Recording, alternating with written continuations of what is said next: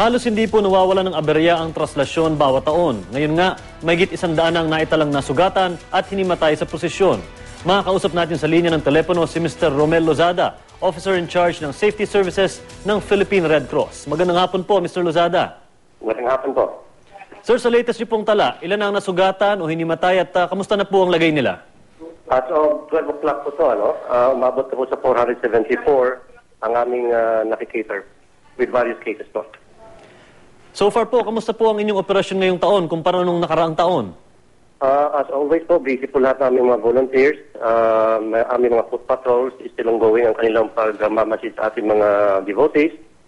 At ganun din po sa amin sa WASAR team, so ating mga water safety dahil sa ngayon po nandito na po sa bridge, kaya busy na po ang aming mga watercraft personnel.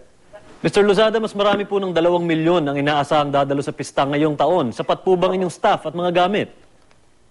Sa aming po palagay, in fact po nagdagdag po kami ngayon ng gamit, lalo sa ambulance at saka volunteer dahil nga we are expecting po na mas marami po ngayong taon.